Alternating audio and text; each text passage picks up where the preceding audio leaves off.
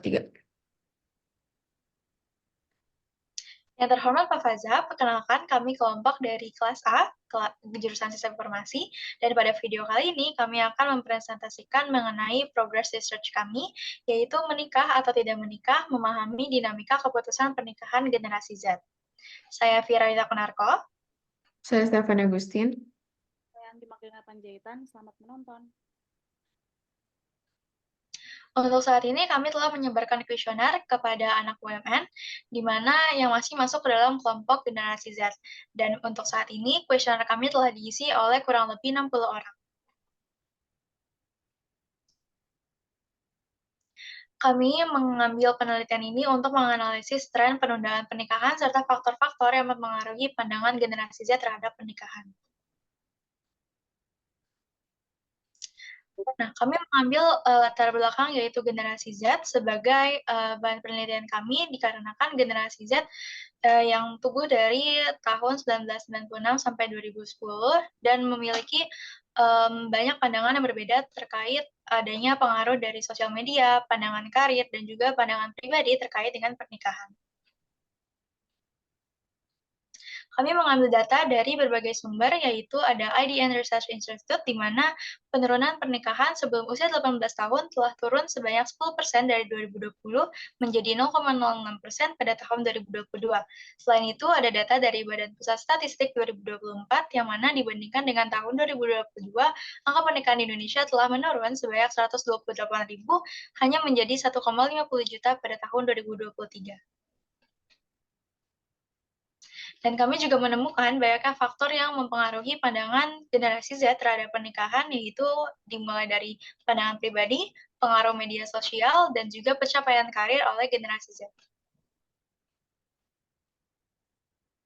Kami juga mengambil hipotesis, yaitu hipotesis variabel, di mana hipotesis nol dan juga hipotesis variabel, di mana banyak generasi Z yang tidak pernah terpikir rencana untuk menikah.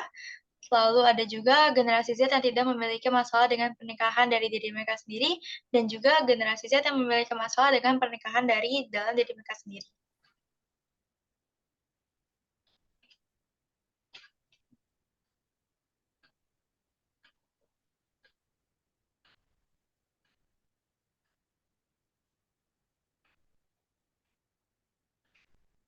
Selanjutnya adalah rata-rata umur siap menikah generasi Z yang tidak berbeda dari generasi sebelumnya.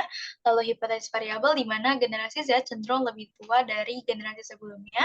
Selanjutnya hipotesis nol, di mana generasi Z tidak menganggap pernikahan adalah hal yang penting, dan di mana hipotesis variabelnya menganggap pernikahan bahwa adalah hal yang penting bagi masa depan mereka.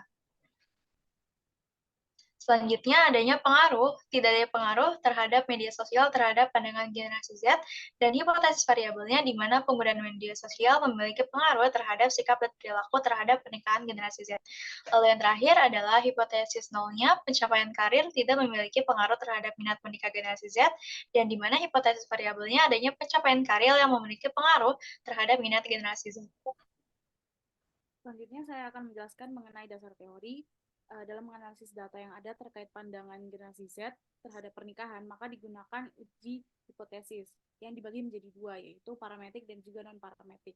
Untuk uji hipotesis sendiri digunakan ketika data memiliki distribusi normal dan bertipe numerik, sedangkan uji hipotesis non-parametrik digunakan ketika data tidak berdistribusi normal dan bertipe kategorikal.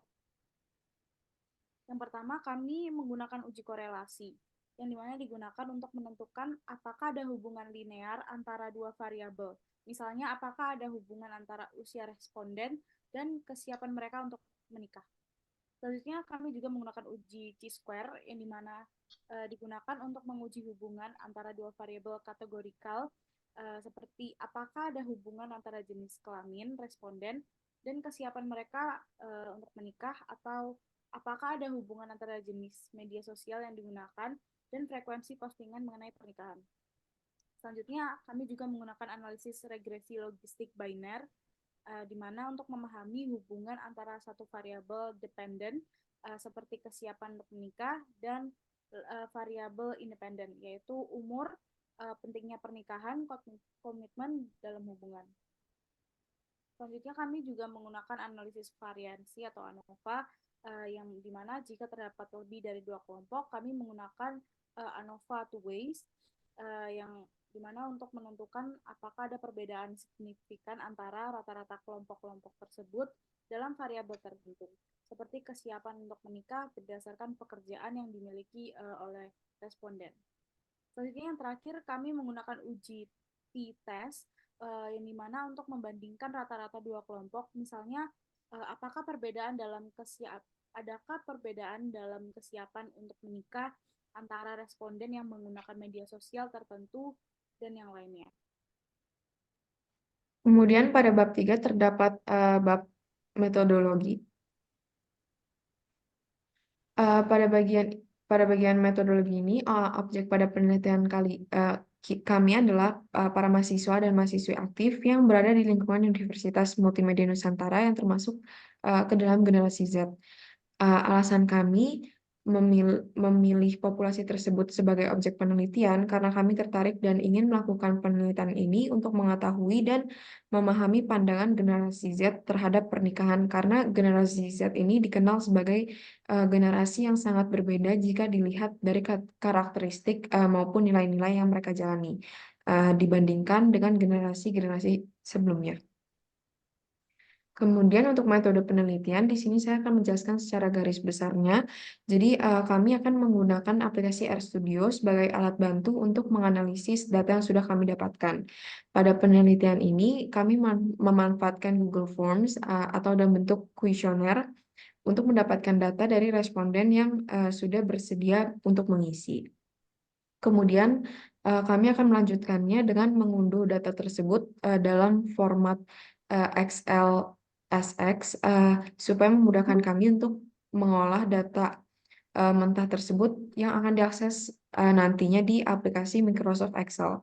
Sebelum dilakukannya pemrosesan data lebih lanjut menggunakan RStudio, kami harus mengolah data mentah agar nantinya pada saat pemrosesan data menggunakan RStudio dapat dianalisis menjadi lebih mudah. Dan sekian presentasi dari kami mengenai progress research kami. Terima kasih. Terima kasih.